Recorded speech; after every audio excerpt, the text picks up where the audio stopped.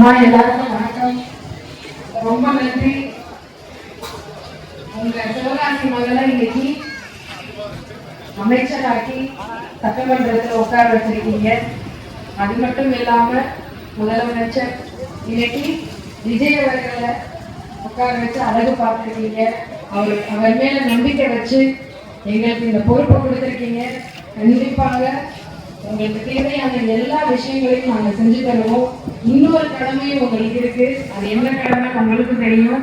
நீங்க இன்னைக்கு கேட்கிற அடிப்படை வசதிகள், வாறுகால் பிரச்சனை, ரோடு பிரச்சனை, தெருவிளக்கு பிரச்சனை, இந்த பிரச்சனைகள் எல்லாம் தீரணும். குடிநீர் பிரச்சனை, இதெல்லாம் தீரணும் அப்படின்னா உள்ளாட்சி தேர்தல் ஒண்ணு வரும். உள்ளாட்சி தேர்தலையும் நீங்க மறுபடியும் விசில் அடிச்சா மட்டும்தான் இந்த மாற்றத்தை கொண்டு வர முடியும். சரிங்களா? இன்னும் ஒரு முறை உள்ளாட்சி தேர்தல்ல நீங்க ஒரு முறை விசில் அடிங்க. கண்டிப்பான உங்களுடைய தேவைகள் எல்லாம் நாங்க நிறைவேற்றி தருவோம்.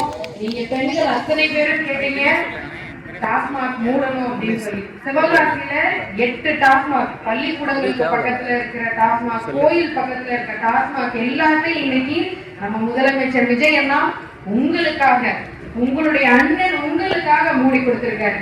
இதை விட பெரிய சாதனை என்ன வேணும்? இதுக்கு முன்னாடி இந்த கவர்மெண்ட் அந்த மாதிரி பண்ணிருக்கா?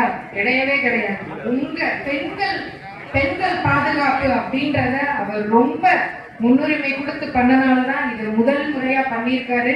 இதையும் விட நம்மளுக்கு நிறைய விஷயங்கள் பண்ண போறாரு. வரப்போற உள்ளாட்சி தேர்தலையும் நீங்க கண்டிப்பா விசில் அடிச்சா மட்டும்தான் நீங்க கேட்கிற குடிநீர் பிரச்சனை, நல்லதண்ணி பிரச்சனை எல்லாத்தையும் நம்ம மாத்தி கொடுக்க முடியும். இன்னைக்கு எல்லாரும் நீங்க மனு கொடுக்குறீங்க. 400 மனு கிட்ட நம்மளுக்கு இன்னைக்கு எம்எல்ஏ ஆபீஸ் 24 மணி நேரம் திறந்திருக்கு. 7 நாளும் நம்ம உட்கார்ந்துருக்கோம். 400 மனு வந்திருக்கு. அதுல கிட்டத்தட்ட 89 மனு இப்படிதான் இருக்கு.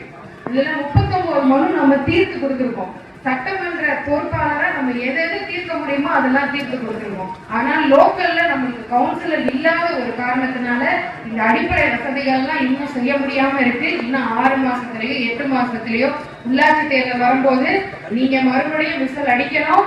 நம்ம இந்த மாற்றத்தை இன்னும் தொடர்ந்து பண்ணிட்டே இருக்கோம். நீங்க இன்னைக்கு எல்லா ஆபீஸ்க்கும் போறீங்க. யாராவது லஞ்சம் வாங்குறாங்களா? யாராவது காசு வாங்குறாங்களா?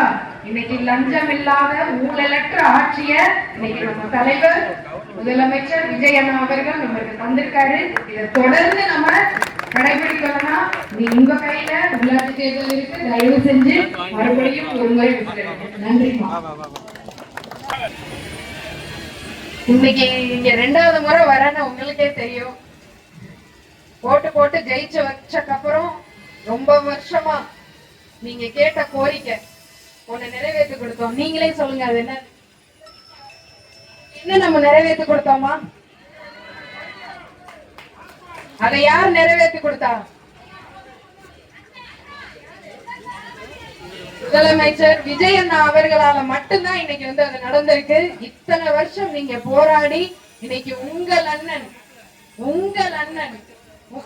அவங்க உங்களுக்காக பண்ணி கொடுத்திருக்காரு. எத்தனை வருஷமா இந்த கோரிக்கை வச்சிருப்பீங்க? இன்னைக்கு இதே மாதிரி சிவகாசியில 8 டாஸ்மாக், பள்ளிக்கூடத்து பக்கத்துல இருக்கிறதுலயும் கோவில் பக்கத்துல இருக்கிறதையும் இன்னைக்கு நம்ம மூடி இருக்கோம். எத்தனையோ பெண்களோட கனவை இன்னைக்கு அவரு முடிச்சு கொடுத்திருக்காரு. அது மட்டும் இல்லாம சிங்கப்படை பெண் எத்தனை பேர் பாத்தீங்க? நம்ம ஊர்ல அருமையா வேலை பார்த்துட்டு இருக்காங்க. பெண்கள் பாதுகாப்பு முக்கியம் அப்படின்ற பேர்ல நம்ம முதலமைச்சர் அவர்கள் ஒரு சிங்கப்படை பெண் இறக்கி 100க்கும் மேற்பட்ட இலவச பயிற்சிகள் ஒவ்வொரு ஸ்கூல்லயும் காலேஜஸ்லயும் போய் கொடுத்துட்டு இருக்காங்க. அந்த சிங்கப்படை பெண் அப்படி பெண்களுக்கு முன்னுரிமை கொடுக்கிற, அவங்களை பாதுகாக்கக்கூடிய ஒரு அரசா நம்ம இன்னைக்கு வந்துட்டு இருக்கோம். அது மட்டும் இல்லாம நீங்க எங்க போனாலும் ஊழல் லஞ்சம் எதுவும் இல்லாம இன்னைக்கு இருக்குன்னா அதுக்கு ஒரே காரணம் நம்ம அண்ணன் முதலமைச்சர் விஜய் அண்ணா அவர்கள் மட்டும்தான். இன்னைக்கு அதே மாதிரி பட்டாசு தொழில் சிவகாசியில அது மட்டும்தான் பிரதான தொழில். இன்னைக்கு 1 ரூபாய் கூட வாங்காம அத்தனை 13 கம்பெனியை நம்ம மீட் எடுத்து கொடுத்திருக்கோம். 1 ரூபாய் கூட வாங்காம. முன்னாடியில 1 லட்சம் 5 லட்சம் வாங்கிக்கிட்டு இருக்காங்க. இன்னைக்கு 1 ரூபாய் இல்லாம, ஒரு காசு இல்லாம நம்ம அத பண்ணி கொடுத்துட்டு இருக்கோம். அப்படிப்பட்ட அரசாங்கம், சுத்தமான அரசாங்கம் அப்படி நடந்துகிட்டு இருக்கு. இதே மாதிரி இன்னைக்கு நீங்க கேக்குற இந்த ரோடு பிரச்சனை, தெருவிளக்கு பிரச்சனை, குடிநீர் பிரச்சனை இதெல்லாம் தீரணும் அப்படின்னா வரப்போற உள்ளாட்சி தேர்தலையும் நீங்க விசில் அடிச்சா மட்டும்தான் எங்களால அதை நிறைவேற்றி தர முடியும். நீங்க என்னைய சட்டமன்றத்துல கொண்டு போய் உட்கார வச்சீங்க, அதே மாதிரி இன்னைக்கு உள்ளாட்சி தேர்தலையும் நீங்க விசில் அடிச்சு அண்ணனை உட்கார வச்சா மட்டும்தான் உங்களுக்கு தேவையான அத்தனை அடிப்படை வசதிகளும் நம்ம கண்டிப்பா மாத்தி தர முடியும். இன்னும் ஒரு முறை 6 மாசத்துலயோ 8 மாசத்துலயோ அந்த தேர்தல் கண்டிப்பா வரும். நீங்க அப்ப யாருக்கு ஓட்டு போடணும்? யாருக்கு ஓட்டு போடணும்? விசிலுக்கு ஓட்டு போட்டா மட்டும்தான் உங்களுடைய குடிநீர் பிரச்சனை தீர்வம்மா, உங்களுடைய தெருவிளக்கு பிரச்சனை தீரும். அதனால இன்னும் ஒரு முறை நீங்க விசிலுக்கு அடிங்க, கண்டிப்பா மாற்றம் இருக்கு. 60 நாள்ல பல மாற்றத்தை நீங்க எல்லாரும் பாத்துக்கிட்டு இருப்பீங்க. இதே மாற்றம் கண்டிப்பாக தொடரும். ரொம்ப நன்றிமா. இன்னைக்கு என்னைய சிவகாசி சட்டமன்ற உறுப்பினரா மட்டும் இல்லாம அமைச்சராகவும் உட்கார வச்சு சிவகாசி மகளை அழகு பார்த்துக்கிட்டு இருக்கீங்க. அதுக்கு எல்லாருக்கும் ரொம்ப நன்றி.